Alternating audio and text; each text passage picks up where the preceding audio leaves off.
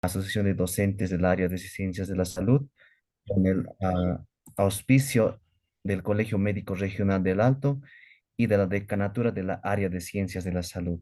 Según el cronograma para el día de hoy, tenemos la actualización en neurofisiología clínica, para lo cual le damos la bienvenida al estimado doctor Luis Fernando Rodríguez Lemus, que es médico neurólogo, que tiene formación pregrado en la Universidad Mayor de San Andrés. Es docente de la Cátedra de Neurología de la carrera de Medicina de la Universidad Pública de El Alto.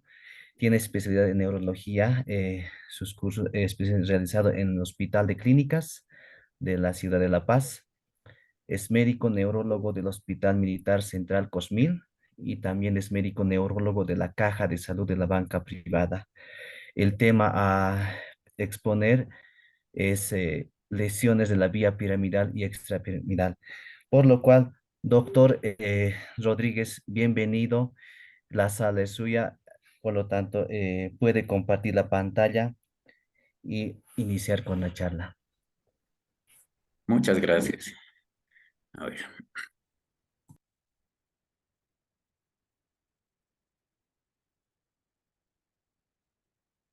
muy bien. ¿Se alcanza a ver?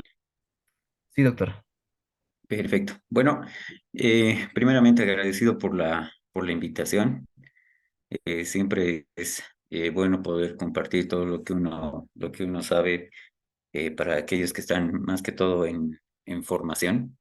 Y justamente es bueno aprovechar estas oportunidades para hacer algunos repasos, aplicar tal vez nuestros conocimientos que ya tenemos e incluso reforzarlos, ¿no?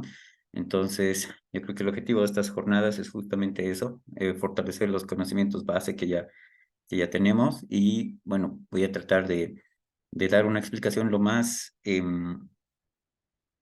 simple, pero al mismo tiempo entendible de lo que son las lesiones de la vía piramidal y de la vía extrapiramidal. Bueno, comenzando, vamos a ver que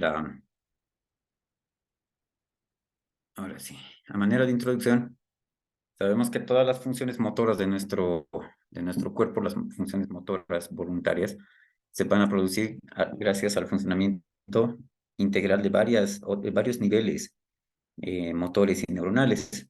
En este caso, las conocemos como las motoneuronas. ¿Ya? Estas motoneuronas parten de la corteza frontal, de la corteza motora primaria, y se van a conectar con las motoneuronas del asta anterior de la médula. Cualquier alteración estructural de estas vías van a provocar síntomas bien específicos y marcados que los tenemos que reconocer.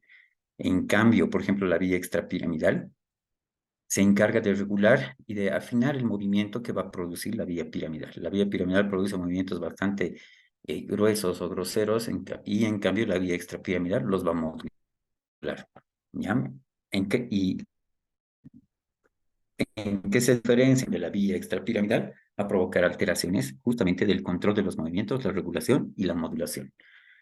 Generalmente, la patología que afecta a la vía piramidal van a ser de tipo estructural, pero en el sentido de ya sean infartos, ya sean masas. En cambio, lo que afecta principalmente a la vía extrapiramidal va a ser más de orden degenerativo. Em, bueno, vamos a empezar con las lesiones de la vía piramidal. Debemos empezar partiendo de acá, de esta imagen. Debemos empezar del cerebro, la corteza cerebral. En esta imagen nosotros podemos ver justamente aquí el área motora primaria. El área motora primaria tenemos aquí la cisura central. Por delante tenemos la corteza motora primaria, que vendría a ser la corteza precentral. Y por debajo tenemos la corteza sensitiva, que vendría a ser la corteza postcentral. Esto nosotros ya lo sabemos, pero ahora vamos a ver la aplicabilidad de todo esto. ¿Ya? Tengo entendido que también ya se ha hecho una revisión acerca de las vías motoras y sensitivas, pero voy a hacer ahora una revisión de estas mismas vías, pero ya simplemente tomando en cuenta aquellos detalles que son mucho más importantes o que nos van a servir para entender esta patología. ¿Listo? Entonces, nosotros tenemos que tomar en cuenta esta área que es así en forma vertical, que está por delante de la cisura central. Ya es el área motora primaria. Entonces, todo parte de acá. ¿Listo? Muy bien, entonces está ahí marcado. Nosotros sabemos y conocemos ya los distintos homúnculos que tenemos, ¿no? El homúnculo motor y el homúnculo sensitivo. Si bien hemos ubicado y hemos localizado en la corteza cerebral el área motora primaria, nosotros aquí en esta imagen en la izquierda podemos ver justamente el homúnculo motor, ¿ya? Que está topográfica de las distintas partes del cuerpo sobre la corteza cerebral. Que aquí estamos viendo un corte coronal de una frontal a nivel precentral, ¿ya? Y en la cara medial vemos que está representado el pie, el miembro inferior prácticamente, ¿no? Empezando por el pie, la pierna. Esta representación nos indica que la cara medial de esta corteza maneja el movimiento voluntario de la extremidad inferior. A partir de ahí va ascendiendo hacia la convexidad, tomando en cuenta los movimientos musculares del tórax, abdomen, brazo, antebrazo. Si vemos acá, la mano tiene gran representación sobre la corteza cerebral por los movimientos que realiza. En la parte más inferior de la convexidad tenemos, por ejemplo, el área que representa los movimientos de la cara y los movimientos de la lengua, básicamente todos los movimientos sensitivos, ¿no? Digo, todos los movimientos voluntarios motores, ¿ya? Bueno, ya tenemos entonces nuestra localización topográfica, ya sabemos en qué lugar del cerebro estamos localizados. Entonces, haciendo un repaso de lo que nos concierne ahora es la vía piramidal.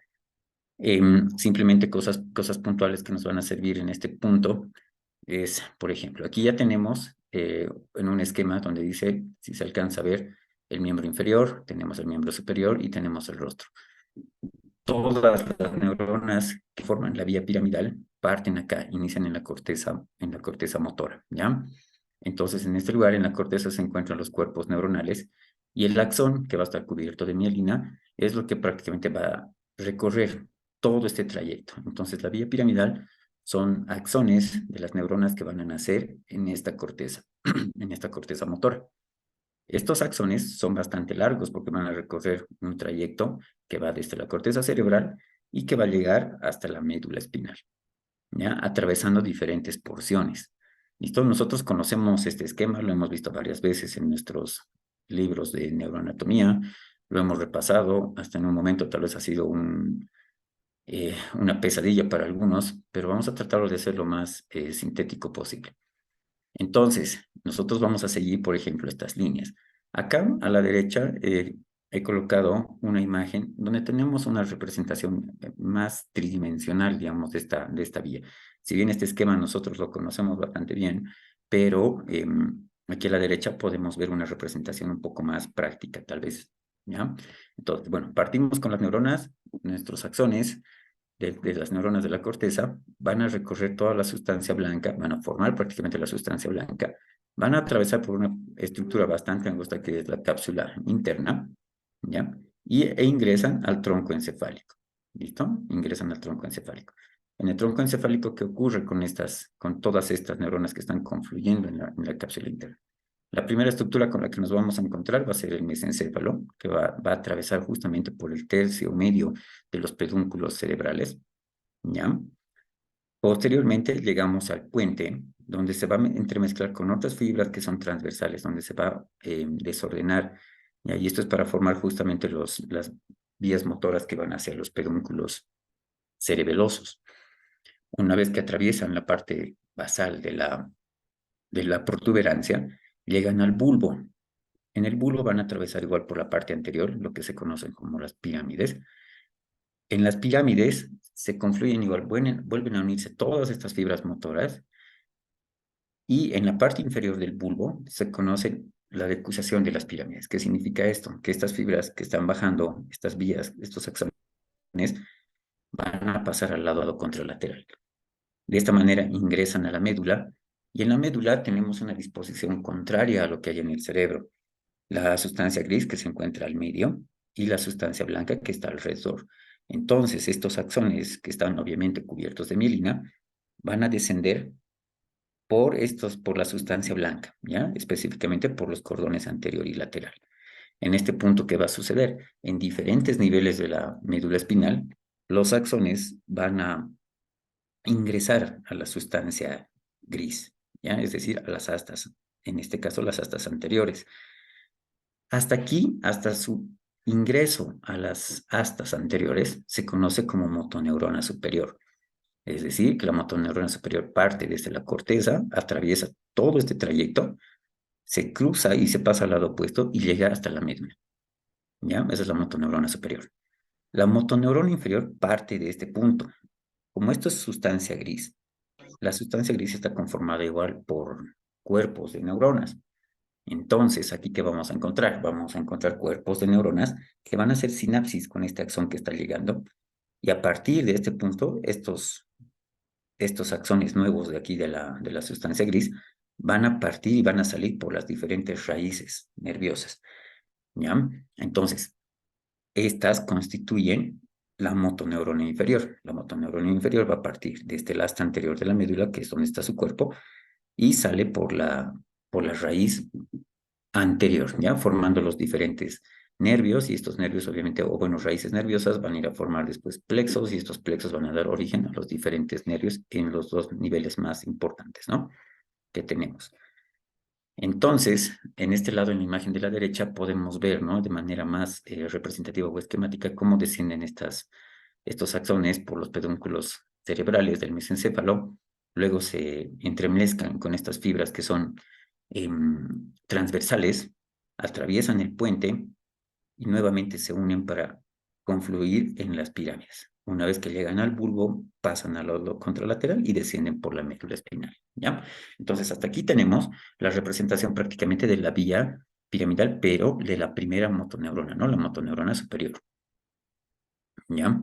Entonces, si bien aquí en estas imágenes nosotros podemos ver con esquemas y con colores todo lo que les estoy explicando, cuando pasamos, por ejemplo, a una pieza anatómica, es pues difícil o prácticamente imposible reconocer, ¿no? Esta es simplemente una imagen de un mesencéfalo, de una pieza anatómica, donde vemos aquí adelante los pedos cerebrales y por este tercio, por el tercio medio, es por donde principalmente bajan las vías motoras, ¿ya? Y esto es, bueno, la sustancia negra que la vamos a mencionar más adelante. Entonces tenemos la motoneurona superior que va a atravesar.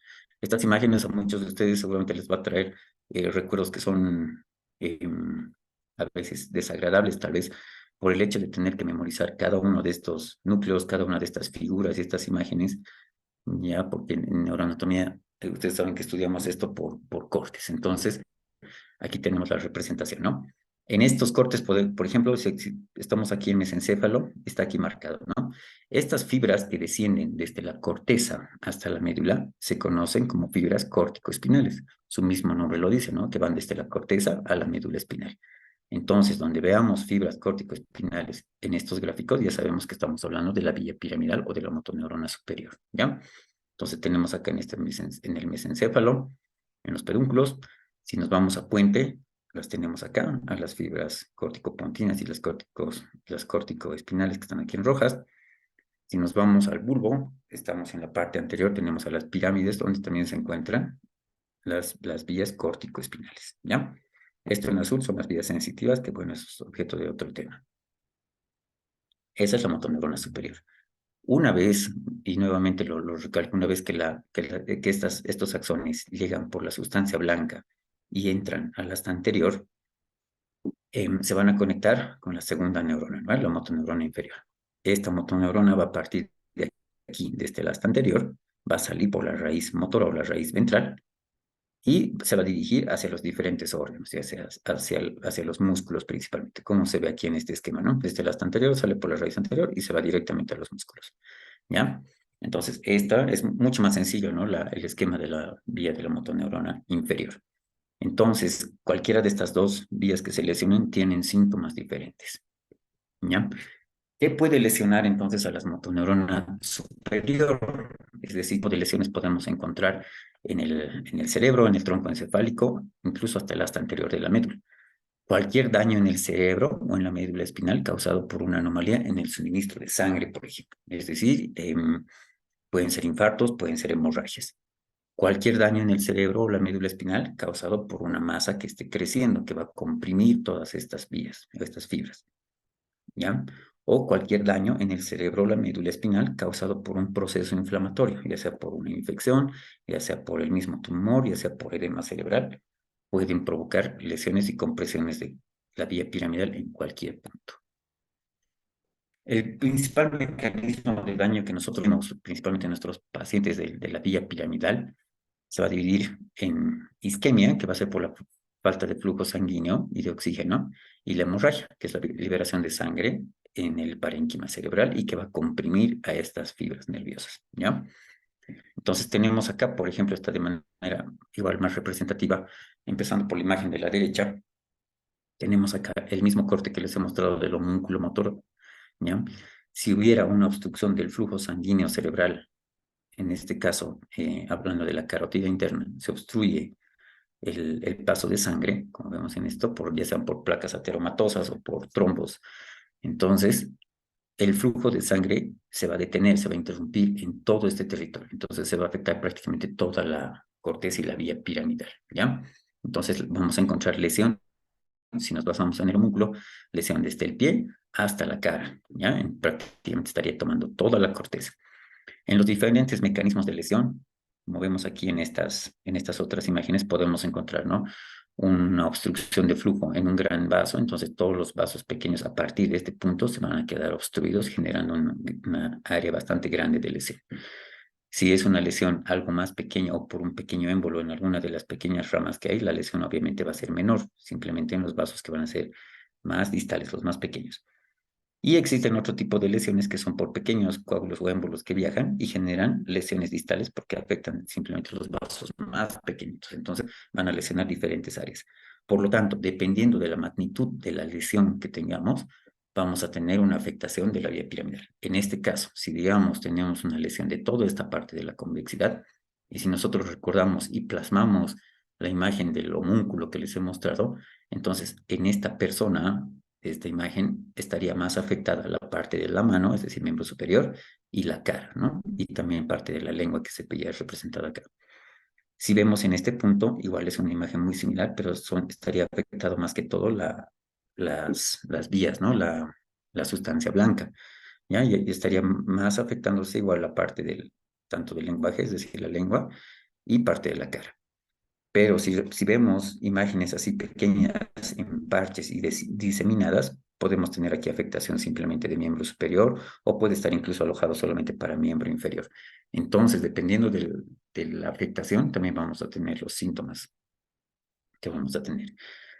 ¿Ya? El otro mecanismo de lesión es la hemorragia, ¿ya? Las hemorragias cerebrales igual pueden lesionar la vía piramidal. Tenemos 4 tipos de hemorragias cerebrales, ¿ya? La intracerebral o intraparenquimatosa, que es esta de acá, que se encuentra dentro del parénquima, puede afectar la sustancia blanca principalmente. La hemorragia subaracnoidea, que es la que recorre, está por debajo del aracnoides, por lo tanto se va a meter entre las cisuras y puede afectar igual las diferentes porciones de la corteza, llega a extenderse mucho más.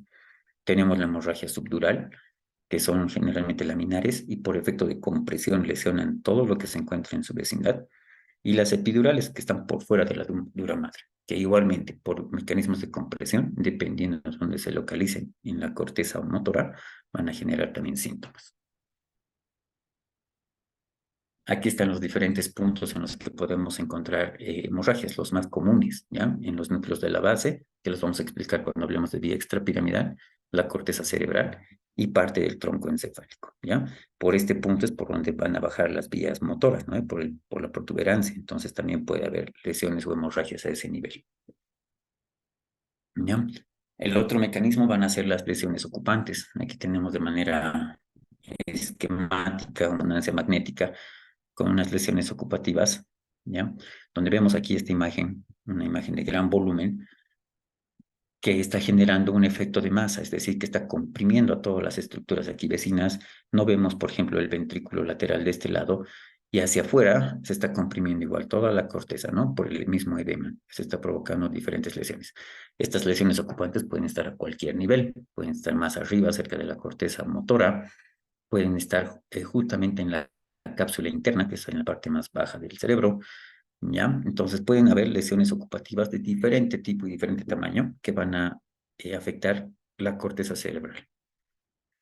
No solamente se van a encontrar en el cerebro, tenemos aquí otra imagen de resonancia magnética donde vemos una lesión ocupativa que está creciendo justamente en el tronco encefálico, a nivel del puente. Y como les he mostrado, estas fibras descienden por acá, por el puente. Entonces vamos a tener lesiones también de la vía piramidal, ¿ya? Entonces, como ven, son diferentes mecanismos que van a afectar a la vía piramidal, ¿ya? ¿Por qué se produce, por ejemplo, así de manera rápida, por qué se produce una afectación por las masas que tenemos aquí en el cerebro? Es porque simplemente nosotros conocemos la teoría de Monroe-Kelly. ¿Qué nos dice esta teoría? Que dentro del cerebro hay tres componentes, o el contenido está dividido en tres. El 80% que está dado por el volumen cerebral, el 10% que está dado por el volumen sanguíneo, arterial y venoso, y el otro 10% que está dado por el volumen de líquido cefalorraquídeo. Entonces, estos tres líquidos, bueno, estos tres componentes están en equilibrio dentro del cráneo. ¿Qué pasa cuando hay una masa de cualquier índole, de cualquier origen? Entonces va a empezar a ocupar parte de este porcentaje que les he mencionado. ¿Qué es lo primero que nuestro cerebro va a sacrificar, por así decirlo? Es líquido cefalorraquídeo y parte de la circulación venosa.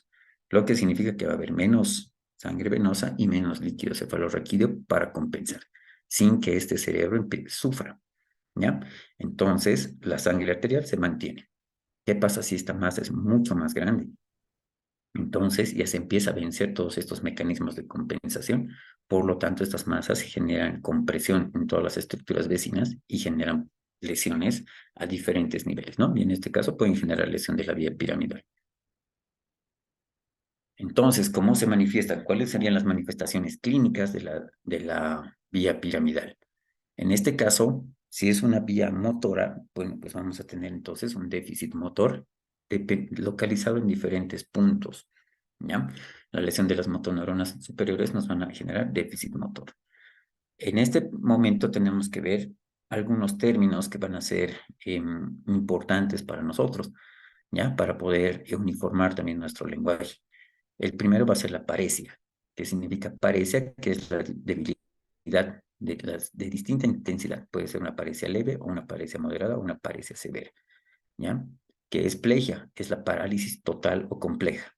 Es decir, que parecia todavía el paciente puede mover una extremidad, no del todo, no con la misma fuerza, pero todavía puede hacer movimientos. En cambio, en la plegia no hay ningún tipo de movimiento, ni siquiera la mínima intención de hacerlo. Entonces es diferente decir que un paciente es hemipléjico o hemiparético. Ya tiene sus diferencias. Entonces, eso como primera aclaración para ver las manifestaciones clínicas. También va a haber diferentes patrones de presentación dependiendo de dónde se localicen las lesiones en la vía piramidal, en especial a nivel de la corteza. ¿Ya? Igual para conocer estos términos, por ejemplo, tenemos el término de monoparesia, que también puede ser monoplegia, ya dependiendo del nivel de debilidad. Hace referencia a la debilidad de una sola extremidad, ya sea superior o inferior, pero solamente una, que es paraparesia, es la debilidad, ¿ya? O paraplegia, que sería la debilidad total de los miembros inferiores. ¿Listo? Que es hemiparesia. Hemiparesia es la debilidad de una mitad izquierda o derecha del cuerpo, es decir, extremidad superior y extremidad inferior de un solo lado del cuerpo, ¿ya? ¿Qué va a ser cuadriparesia? Cuadriparesia es la debilidad de las cuatro extremidades. Y existe uno más. ¿Qué pasa si son los dos miembros superiores los que están paralizados o están paréticos? Entonces a eso se conoce como diparesia, ¿ya?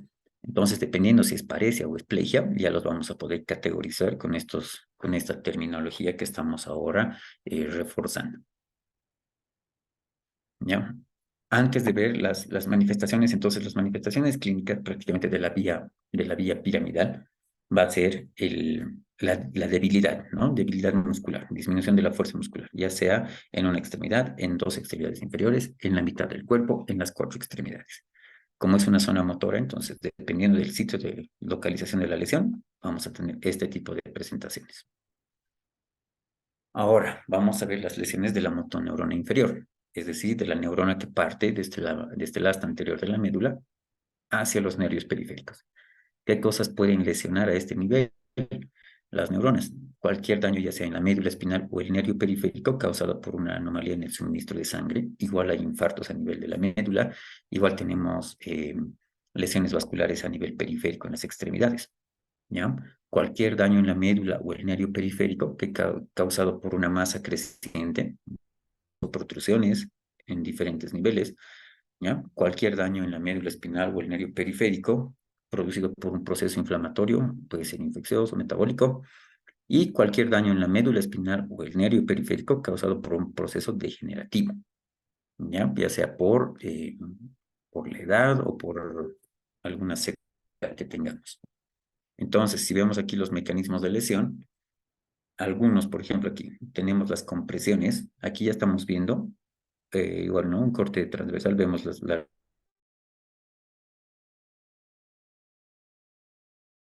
la típica imagen de una hernia discal, donde este disco intervertebral está comprimiendo justamente la raíz nerviosa. Ya a partir de aquí es motoneurona inferior, ¿no? Entonces la está comprimiendo. Otra, las enfermedades inflamatorias o desmielinizantes. Tenemos aquí, por ejemplo, un axón normal. Y aquí tenemos un axón que está desmielinizado, ¿ya? Con su mielina, sus capas de mielina que están disminuidas o están alteradas, ¿ya? Entonces, esto igual va a alterar la conducción nerviosa a nivel del nervio periférico. Tenemos, por ejemplo, lesiones traumáticas. Las lesiones traumáticas, ya sean por fracturas, principalmente que a veces lesionan los trazos fracturares, pueden lesionar los nervios.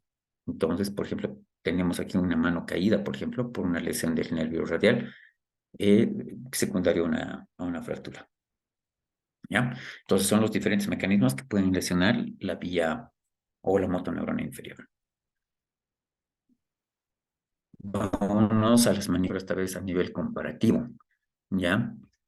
¿Cómo es que se diferencian? ¿Cómo podemos diferenciar nosotros si este paciente que ha venido con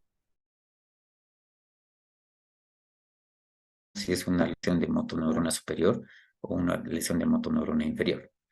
En neurología, el examen neurológico, partiendo desde la anamnesis hasta nuestras pruebas y maniobras que hacemos, tienen un carácter localizador de las lesiones, ¿ya? ¿Esto qué significa? Que cuando nosotros detectamos lesión, digamos, de motoneurona superior, ya podemos tener una idea en qué lugar se encuentra, ya sea en la corteza cerebral, ya sea en la cápsula interna, ya sea en tronco encefálico, ¿ya? Lo mismo, si tenemos una lesión, por ejemplo, o datos de una motoneurona inferior, ya podemos saber si está afectado un nervio, son dos nervios, son varias raíces nerviosas. Entonces, vamos a ver las diferencias, cómo las diferenciamos. Otro detalle, antes de empezar con esto, es que las lesiones de la motoneurona superior son más severas y más urgentes que las lesiones de la motoneurona inferior, porque sabemos que la motoneurona superior se encuentra desde la corteza hasta la médula espinal, es decir, todo lo que está dentro del cráneo, ¿ya? Es cerebro prácticamente el que se está dañando. En cambio, la motoneurona inferior es nervio periférico, así que todavía se puede esperar para poder actuar o dar algún tratamiento. Entonces, las diferencias van a ser, primero, el primer signo, la atrofia. En las lesiones de motoneurona superior no vamos a encontrar atrofia muscular o va a ser muy leve. En cambio, en las lesiones de motoneurona inferior, es decir, de un nervio periférico, la lesión va a ser bastante grave, ¿ya? El paciente va a venir prácticamente atrofiado, con su extremidad atrofiada. La presencia de fasciculaciones, que son contracciones de diferentes fascículos musculares o fibras musculares, se encuentran presentes en las lesiones de motoneurona inferior, ¿ya? No hay fasciculaciones en lesiones de motoneurona superior.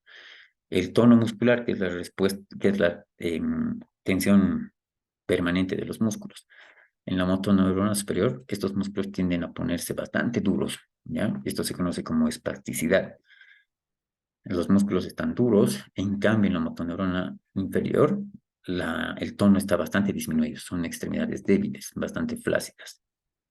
¿Ya? En cambio, motoneurona superior son lesiones duras, un tono bastante aumentado. La distribución de la debilidad. al ser una vía piramidal, entonces va a ser de manera global, es decir, va a haber toda una región afectada, es decir, todo un miembro superior, por ejemplo, ¿no? Todo el hemicuerpo, ¿ya? En cambio, en la motoneurona inferior, la afectación va a ser principalmente distal o segmentaria, es decir, que solo se puede afectar la mano, solo se puede afectar un dedo, solo se puede afectar, qué sé yo, 2 dedos de la mano, dependiendo, ¿no? De qué nervio se encuentra comprimido y sabemos que cada nervio tiene un grupo muscular que controla. Los reflejos osteotendinosos son bastante reactivos en las lesiones de motoneurona superior. Tienen una respuesta bastante alta y exagerada. En cambio, en la motoneurona inferior vamos a encontrar reflejos abolidos o prácticamente van a ser muy débiles, ¿ya? El signo de Babinski, que es cuando estimulamos la planta del pie buscando un reflejo plantar, los dedos se abren en abanico. Este signo de Babinski se encuentra en la lesión de motoneurona superior, ¿ya? Y no tenemos este signo en las lesiones de motoneurona inferior. Entonces, cuando tengamos un paciente nosotros con, digamos que ha presentado una monoparesia que ha sido súbita, entonces buscamos, ¿no? Vemos cómo está el trofismo, si es que hay fasciculaciones, vemos cómo está el tono, tal vez está flácido, entonces ya podemos estarnos yendo más hacia la lesión de motoneurona inferior. Vemos que simplemente están afectados algunos segmentos, los reflejos están tal vez hipoactivos o no hay reflejos, y no hay signo de Babinski. En miembros superiores tenemos a los signos de Hoffman y Trommer, ¿no? Entonces ya podemos irnos más hacia una lesión de motoneurona inferior. Ya podemos sospechar de que es una lesión a nivel de plexo o a nivel de alguno de los nervios, ¿ya? Esas son las diferencias o estas son las lesiones de la vía piramidal, ¿ya? Las dos motoneuronas. Ahora vámonos a las otras lesiones, que son las lesiones de la vía extrapiramidal. En la vía extrapiramidal es un poco más compleja. Ya la vía piramidal todavía es más sencilla de poder estudiar. La vía extrapiramidal es más compleja, entonces voy a tratar de hacerlo lo más sintético posible. Lo que quiero que veamos en este punto es acá. Para hablar de vía extrapiramidal tenemos que hablar de los ganglios de la base. Es decir, si vemos aquí esta imagen de cerebro, es un corte coronal, tenemos representados aquí todos los ganglios de la base, ¿ya? En la parte superior, esta primera imagen corresponde al núcleo caudado, la cabeza del núcleo caudado. Acá en la parte externa tenemos otro núcleo que tiene una forma de lente o una forma triangular, que es el núcleo lenticular, ¿ya? Por esa misma forma que tiene. Este núcleo lenticular se va a dividir en dos, una porción externa, que es el putamen, y una porción interna, que es el globo pálido. A su vez, este globo pálido se va a dividir en un globo pálido interno y un globo pálido externo, ¿ya? Por dentro y en la línea media del cerebro tenemos otra estructura que es bastante grande, ¿ya? Todos lo conocemos, es el tálamo, ¿listo? Por debajo del tálamo tenemos ya otra estructura, ya estamos entrando justamente al tronco encefálico, aquí estamos en el mesencéfalo. Tenemos otra estructura que es la sustancia negra, ¿no? Lo que les he mostrado en una imagen al principio. Entonces, estas estructuras, el tálamo, el núcleo caudado, el núcleo lenticular, la sustancia negra, constituyen los núcleos de la base. Son sustancia gris, que significa que están compuestos por cuerpos de neuronas, ¿ya? Al igual que la corteza. Todas estas estructuras están interconectadas.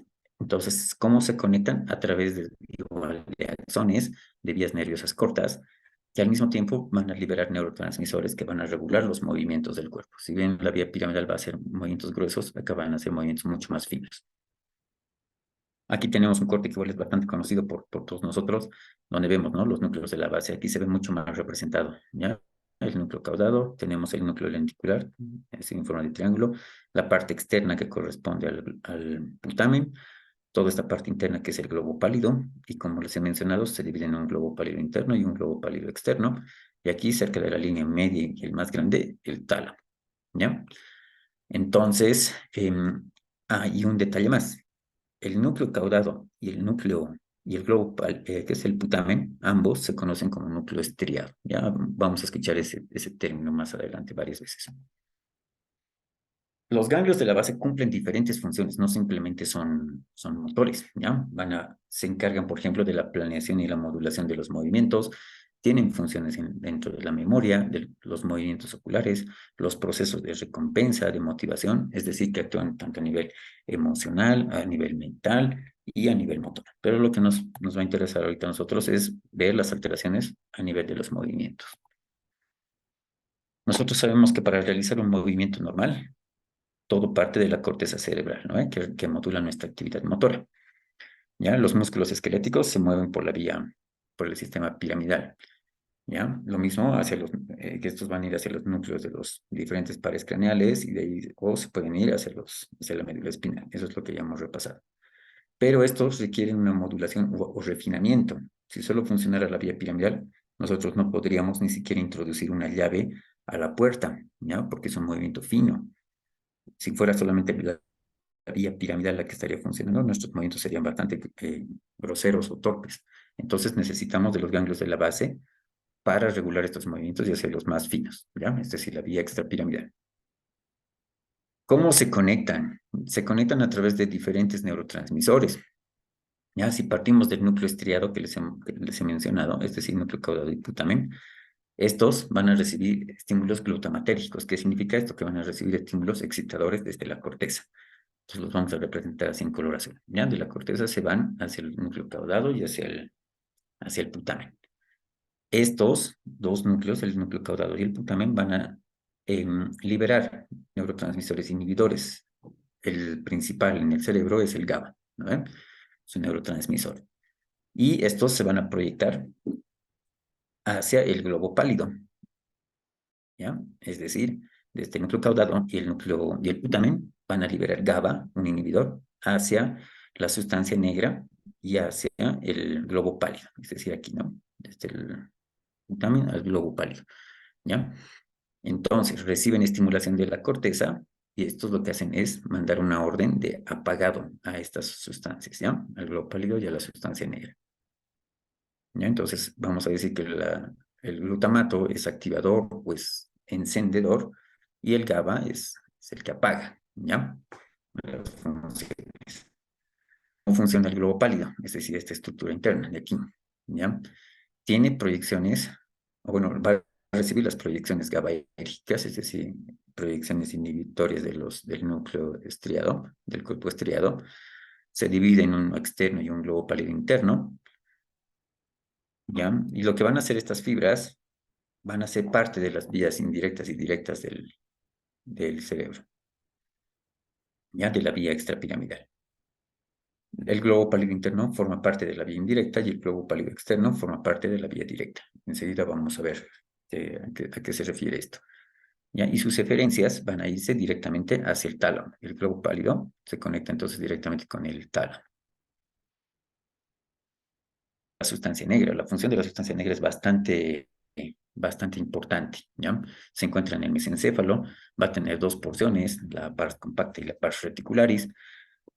Se va a conectar la sustancia negra, la compacta, es la principal, ¿ya? Viene a ser la salida de los ganglios de la base. Su principal neurotransmisor va a ser la dopamina, ¿ya? Nosotros conocemos. Entonces, ¿qué va a ser la dopamina? Es un neurotransmisor inhibidor. Va a ir a inhibir directamente al cuerpo estriado, ¿ya? La sustancia negra libera dopamina y va a ir a apagar al cuerpo estriado.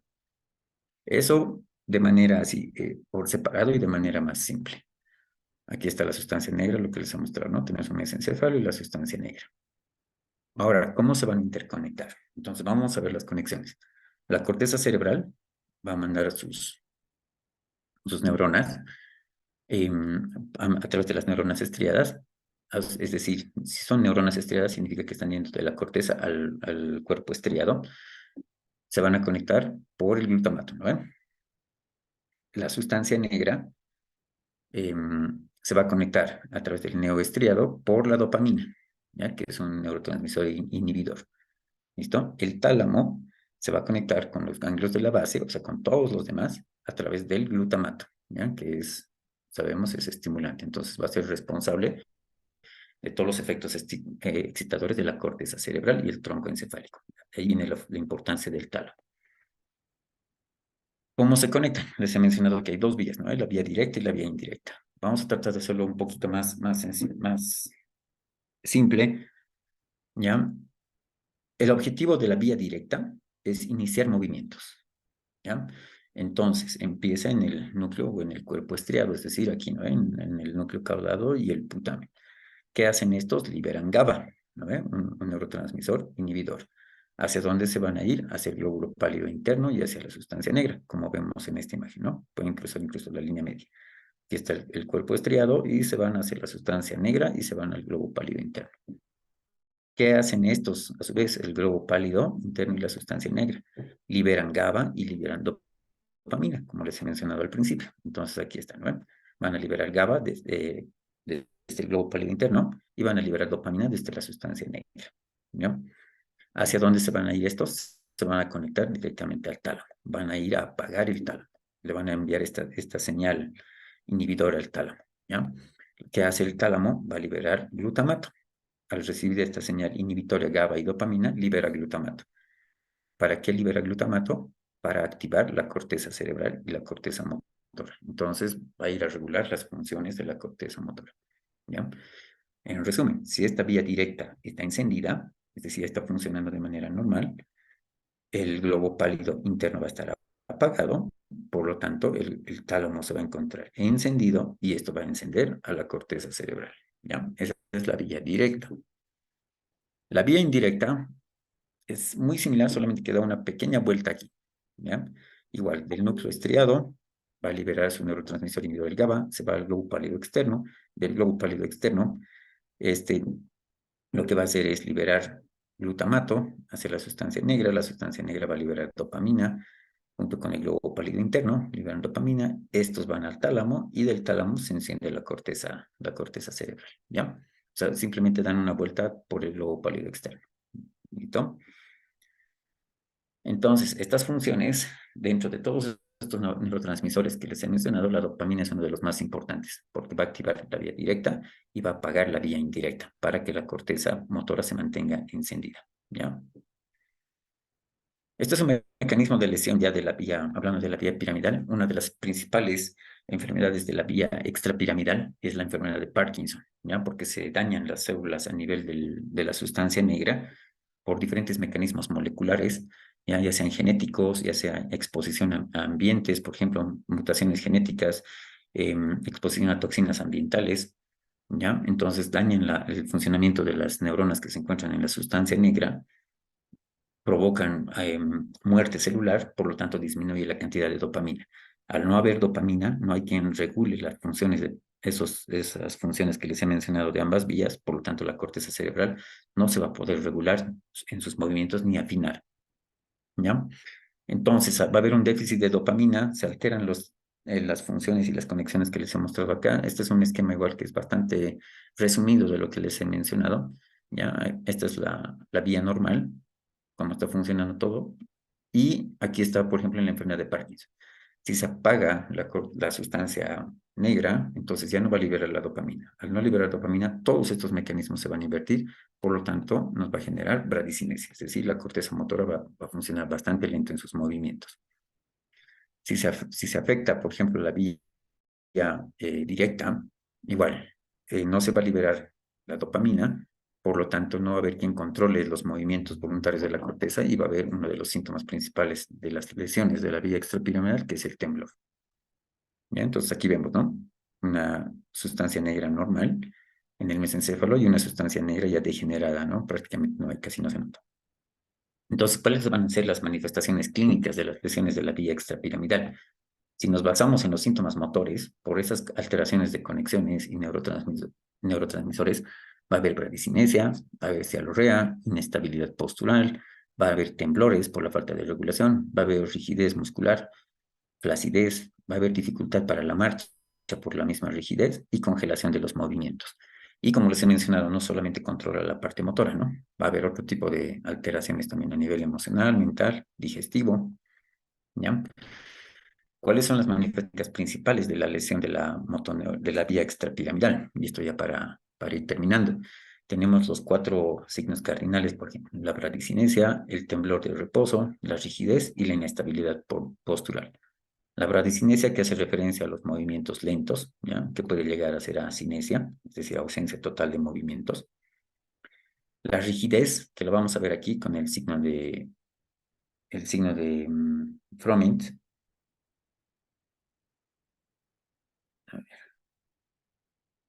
¿ya? Aquí, por ejemplo, en este video, vemos que al hacer una maniobra distractiva, empieza a haber mucho más temblor y rigidez en este paciente. No hay ese movimiento fino en las manos.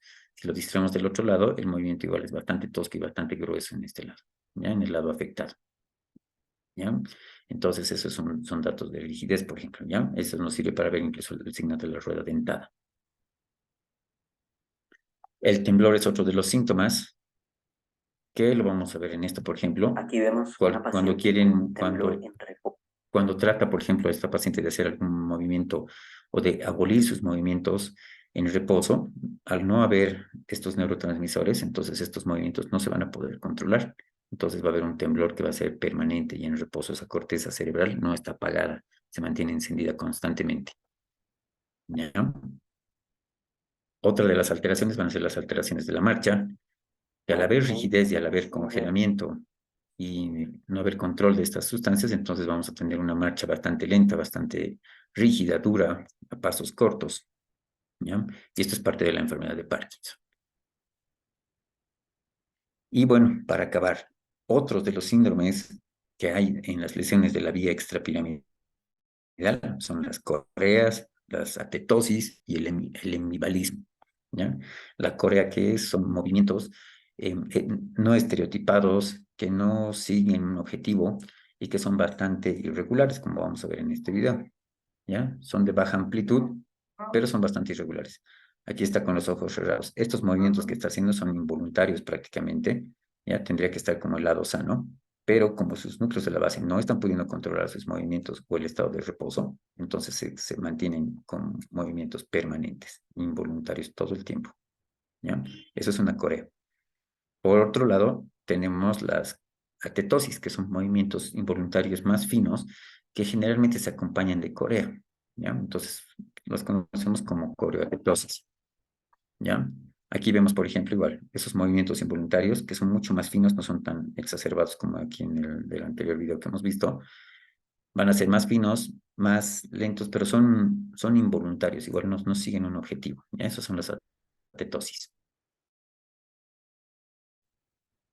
Y los movimientos más amplios y más gruesos y más violentos son los movimientos de balismo, ¿ya? Entonces vamos a ver en este paciente movimientos mucho más amplios, por ejemplo.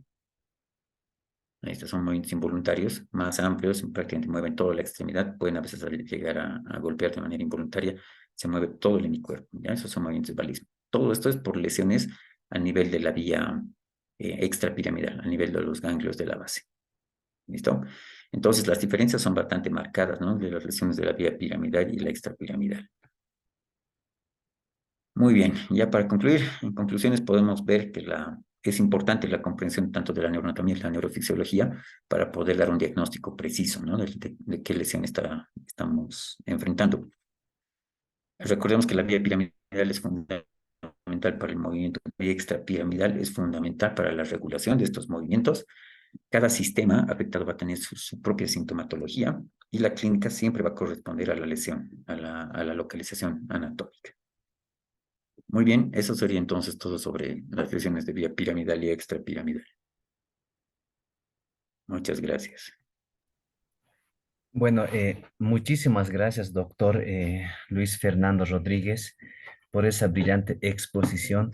Ha sido un complemento perfecto de lo que se ha impartido el día de ayer. Ya, entonces, vamos a pasar a preguntas. Si tienen alguno de ustedes que están en la sala, pueden levantar la mano o pueden habilitar el micrófono. Sí, buenas noches, doctor. Quiero hacerle la pregunta al doctor. eh, ¿hay posibilidad de que se puedan curar o es que no? Ya, bueno, dependiendo mucho, ¿no? Del mecanismo. Por ejemplo, las lesiones que son vasculares por infarto, prácticamente no hay no hay cura, ¿no? No se cura al 100%. En cambio, aquellas que son por compresión, ya sea por hemorragia o por masas, esas todavía sí se puede llegar a curar si controlamos la lesión que la está comprimiendo. En cambio, eso en las vías piramidales. En la vía extrapiramidal todavía se puede regular la función, ¿no? Con medicación y con neurotransmisores artificiales. Si hablamos de enfermedad de Parkinson, podemos controlar los movimientos y ese temblor con dopamina, por ejemplo, ¿no? Dopamina artificial. Si vemos los síntomas de balismo y corea, podemos controlar igual con otros inhibidores de la corteza cerebral, ¿no? Entonces, sí, se podrían controlar los movimientos. Tal vez no una cura definitiva, pero sí un control de síntomas. Otra pregunta, doctor. Posible, digamos, esas personas que pasan esta situación, esta enfermedad, ¿están conscientes de lo que les está pasando y a qué edad les da o tienen una edad más o menos del bebé hasta adulto? Estas personas, claro que están conscientes, ¿no? Como si hablamos de la vía piramidal, está afectada la parte motora, no se afecta los niveles de conciencia, tampoco se afectan funciones cognitivas, entonces llegan a estar conscientes de esta afectación. En la vía extrapiramidal, también como hemos visto los videos, son personas que están conscientes, obedecen órdenes, es fácil revisarlos, entonces sí están conscientes de estas lesiones, lo que a veces ayuda también al tratamiento y al manejo. ¿A qué edad empieza a afectar esto? Si hablamos de lesiones de vía piramidal, dependiendo de la etiología, ¿no? Si hablamos de lesiones vasculares, pueden ser mayores de 60 años. Si hablamos de tumores, también pueden ser, ¿no? Personas ya adultos mayores. Si hablamos de hemorragias, a cualquier edad, cualquier traumatismo puede generar esto. Si hablamos de las lesiones de la vía extrapiramidal, generalmente son personas ya mayores, adultos mayores, ¿no? Que tienen problemas de diabetes, presión alta, alteraciones metabólicas y algunas veces en niños que tienen déficit a nivel genético, ¿no? Entonces, prácticamente afectaría a cualquier edad, pero principalmente adultos mayores. Muchas gracias, doctor. Muy bien. Bueno, muchísimas gracias, doctor, nuevamente. Queda infinitamente agradecido por la cátedra de Fisiología Médica y por la sesión de docentes del área de Ciencias de Salud. Ah, ah, Vamos a poder invitarle en otra oportunidad para las siguientes charlas. Por lo tanto, se le agradece, doctor. Muchas gracias. Más bien el agradecido soy yo. Más gracias por la consideración, la invitación y siempre estoy presto a poder compartir todo lo que sé también, ¿no? Para que puedan ustedes mejorar incluso. Listo, Muchas doctor. gracias. Gracias. Hasta luego. Hasta luego. Buenas noches.